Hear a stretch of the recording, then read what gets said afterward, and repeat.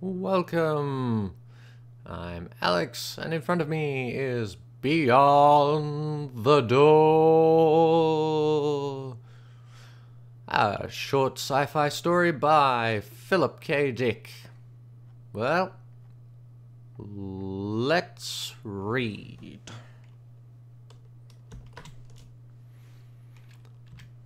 That night at the dinner table, he brought it out and set it down beside her plate. Doris stared at it, her hand to her mouth. "My God, what is it?" She looked up at him, bright-eyed. "Well, open it." Doris tore the ribbon and paper from the square package with her sharp nails. Sharp. Don't cut me. Her bosom rising and falling. Larry stood watching her as she lifted the lid. He lit a cigarette and leaned against the wall. "A cuckoo clock!" Doris cried. "A real old cuckoo clock like my mother had." She turned the clock over and over and over and over and over, just like my mother had when Pete was still alive. Her eyes sparkled with tears. "It's made in Germany," Larry said.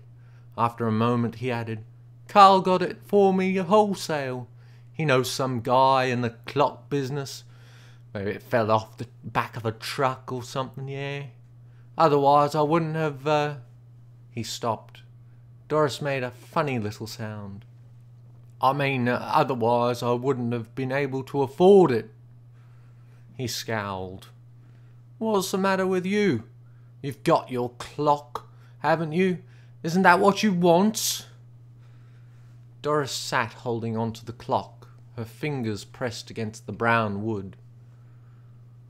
"Well," Larry said, "what's the matter?" He watched in amazement as she leapt up and ran from the room, still clutching the clock. "Oh, gotta be careful when someone gives you a cuckoo clock. Run away." He shook his head. "Never satisfied. They're all that way. Never get enough." He sat down at the table and finished his meal. The cuckoo clock was not very large. It was handmade, however, and there were countless frets on it, little indentations and ornaments scored in the soft wood. Doris sat on the bed, drying her eyes and winding the clock. She set the hands by her wristwatch. Presently she carefully moved the hands to 2 minutes of 10. 2 minutes of 10, that's 5. Make it 5. She carried the clock over to the dresser and propped it up. Then she sat waiting, her hands twisted together in her lap, waiting for the cuckoo to come out, for the hour to strike. As she sat, she thought about Larry and what he had said, and what she had said too, for that matter. Not that she could be blamed for any of it. No. She couldn't be blamed for any of it at all. No. After all, she couldn't keep listening to him forever without defending herself. You had to blow your own trumpet in the world.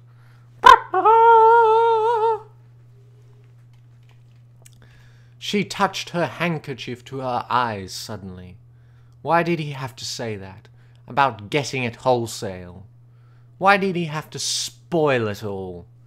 If he felt that way, he needn't have got it in the first place. She clenched her fists. He was so mean, so damn mean. Yeah, that damn mean guy getting things wholesale. Like, wholesale. Oh! But she was glad of the little clock sitting there ticking to itself, with its funny grilled edges, and the door. Yes, the door. Inside the door was the cuckoo, waiting to come out. Waiting. Was he listening? His head cocked on one side, listening to hear the clock strike, so that he would know to come out? Did he sleep between hours? Well, she would soon see him. She could ask him, and she would show the clock to Bob. He would love it. Bob loved old things, even old stamps and buttons. He liked to go with her to the stores. Of course, it was a little awkward, but Larry had been staying at the office so much, and that helped. Oh, it helped. If only Larry didn't call up sometimes to... Oh, no. Calling up, terrible, terrible. Oh, there was a whir. The clock shuddered, and all at once the door opened. The cuckoo came out, sliding swiftly. He paused and looked around solemnly, scrutinizing her, the room, the furniture. It's a very curious cuckoo. It was the first time he had seen her, she realized, smiling to herself in pleasure. She stood up, coming towards him shyly. "Go on," she said. "I'm waiting." Waiting. The cuckoo opened his bill. He whirred and chirped, quickly, rhythmically. Then, after a moment of contemplation, he retired, and the door snapped shut. She was delighted. She clapped her hands and spun in a little circle. Ooh.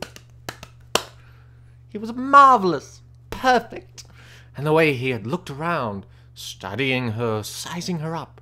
Ooh, he liked her. She was certain of it. And she, of course, loved him at once. Oh, loved him completely. He was just what she had hoped would come out of the little door. Oh, its cute little door. It had to come out. Just like that. Doris went to the clock. She bent over the little door, her lips close to the wood. "Do you hear me?" she whispered. "I think you're the most wonderful cuckoo in the world." She paused, embarrassed. "Oh, I hope you like it here." Then she went downstairs again, slowly, her head high. Larry and the cuckoo clock really never got along well from the start. Doris said it was because he didn't wind it right, and it didn't like being only half wound all the time. Oh, yes, he really rubbed it the wrong way. Yes. Larry turned the job of winding over to her. The cuckoo came out every quarter hour and ran the spring down without remorse. And someone had to be ever after it, winding it up again. Doris did her best, but she forgot a good deal of the time. Then Larry would throw his newspaper down with an elaborate, weary motion and stand up. Oh, again. This thing is worse than a baby. He would go into the dining room where the clock was mounted on the wall over the fireplace, very close to where it can be destroyed readily. He would take the clock down and making sure that he had his thumb over the little door, he would wind it up.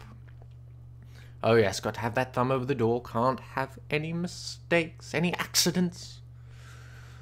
"Why do you put your thumb over the door?" Doris asked once. "You're supposed to." She raised an eyebrow. "Are you sure? I wonder if it isn't that you don't want him to come out while you're standing so close." "Why not?" "Maybe you're afraid of him." Larry laughed. He put the clock back on the wall and gingerly removed his thumb. When Doris wasn't looking, he examined his thumb. There was still a trace of the nick cut out of the soft part of it. Who or what had pecked at him? I wonder, what could have possibly pecked at his finger? One Saturday morning, when Larry was down at the office, working over some important special accounts. Important special accounts. Bob Chambers came to the front porch and rang the bell. Bob, we've heard of Bob before. Yes, Bob the special friend. Doris was taking a quick shower. She dried herself and slipped into her robe. When she opened the door, Bob stepped inside, grinning. "Hi," he said, looking around. "It's all right. Larry's at the office." "Fine." Bob gazed at her slim legs below the hem of the robe. "How nice you look today." She laughed. "Be careful. Maybe I shouldn't let you in after all." They looked at one another, half amused, half frightened. Presently Bob said, "If you want, I'll—" "No, for God's sake," she caught hold of his sleeve. "Just get out of the doorway so I can close it. Mrs. Peters across the street, you know? You know, Mrs. Peters, yes?" She closed the door. "And I want to show you something," she said. "You haven't seen it." He was interested. "An antique, or what?" She took his arm, leading him towards the dining room. "You'll love it, Bobby." She stopped, wide-eyed. "I hope you will. You must. You must love it. Oh, you must love it. Or else. It means so much to me. He means so much." "He?" Bob frowned.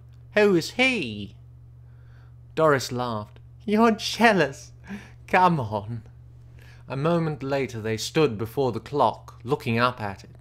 "He'll come out in a few minutes. Wait until you see him. I know you two will get along just fine." "What does Larry think of him?" "They don't like each other. Sometimes when Larry's here he won't come out. Larry gets mad if he doesn't come out on time. He says—" "Says what?" Doris looked down. "He always says he's been robbed, even if he did get it wholesale." "Wholesale?" She brightened. "But I know he won't come out because he doesn't like Larry. When I'm here alone, he comes right out for me. Every 15 minutes, even though he really only has to come out on the hour." She gazed up at the clock. "He comes out for me because he wants to. We talk. Yes, we talk. I tell him things. Of course, I'd like to have him upstairs in my room, but it wouldn't be right. No, it wouldn't be right." There was the sound of footsteps on the front porch. They looked at each other, horrified. Larry pushed the front door open, grunting. He sat his briefcase down and took off his hat. Then he saw Bob for the first time. The first time ever. "Oh, who are you?" "Chambers." "Chambers? I'll be damned." His eyes narrowed. "What are you doing here?" He came into the dining room. Doris drew her robe about her helplessly, backing away. Bob began. "That is, we—" He broke off, glancing at Doris. Suddenly the clock began to whir. Whir. The cuckoo came rushing out, bursting into sound. Larry moved toward him. Him? The clock? Or the guy? "Shut that din off," he said. He raised his fist towards the clock. The cuckoo snapped into silence and retreated. Very wise cuckoo. The door closed. "That's better." Larry studied Doris and Bob, standing mutely together. "I came over to look at the clock," Bob said. "Doris told me that it's a rare antique and that—" "Nuts! I bought it myself." Larry walked up to him. "Get out of here." He turned to Doris. "You too, and take that damn clock with you." He paused, rubbing his chin. "No, leave the clock here. It's mine. I bought it and paid for it." In the weeks that followed after Doris left, Larry and the cuckoo clock got along even worse than before.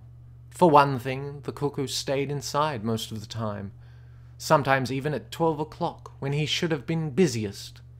And if he did come out at all, he usually spoke only once or twice, never the correct number of times.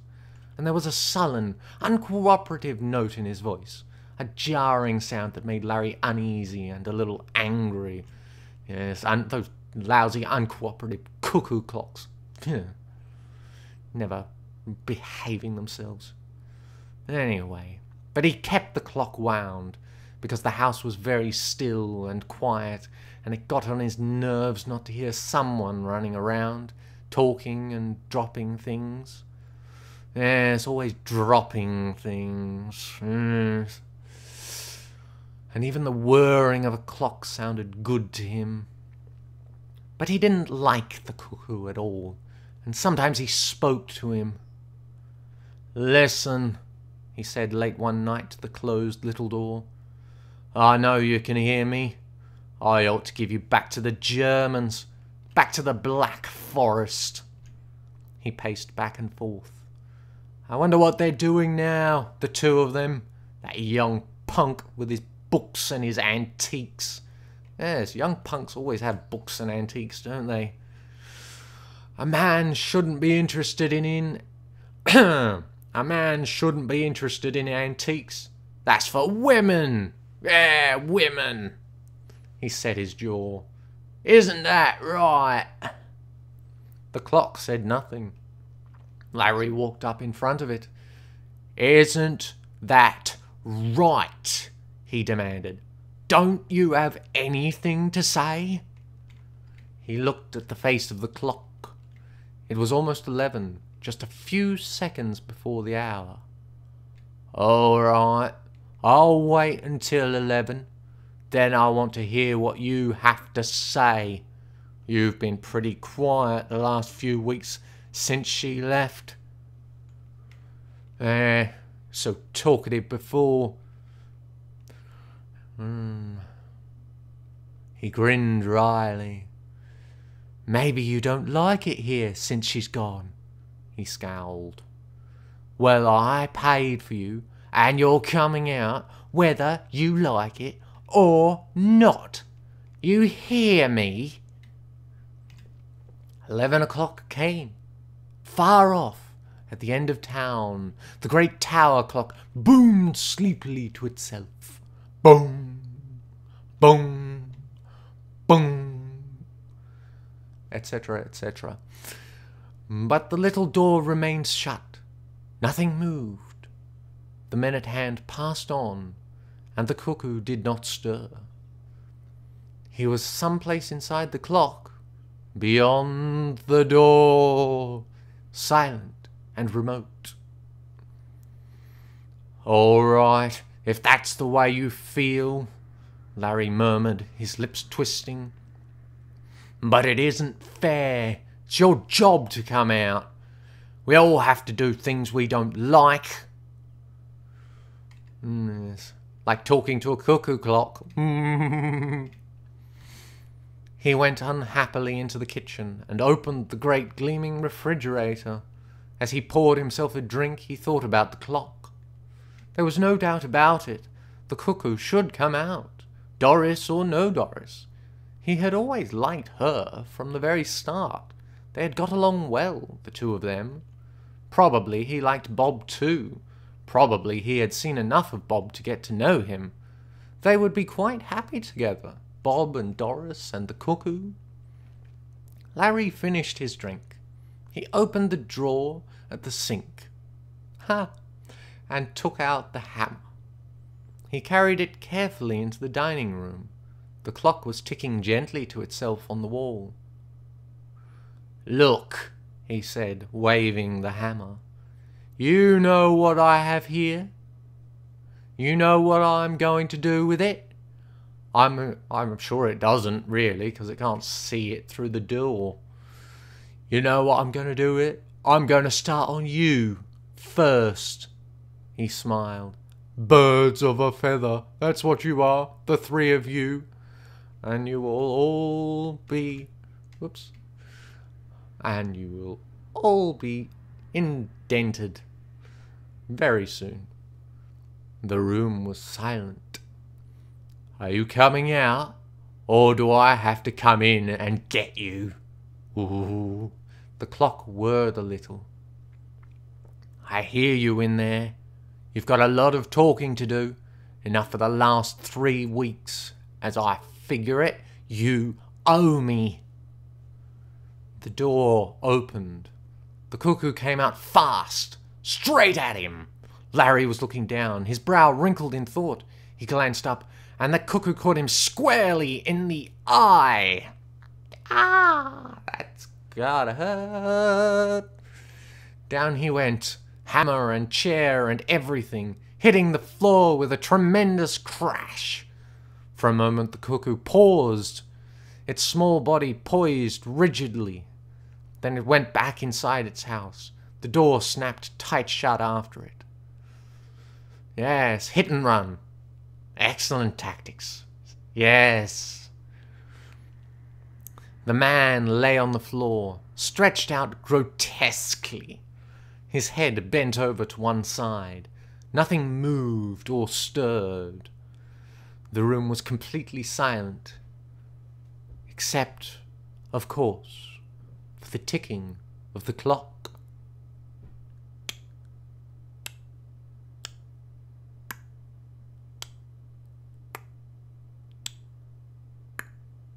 I see, Doris said, her face tight. Bob put his arm around her, steadying her. Doctor, Bob said, can I ask you something? Of course, the doctor said. Is it very easy to break your neck, falling from so low a chair? Wasn't very far to fall. I wonder if it might not have been an accident. Is there any chance it might have been...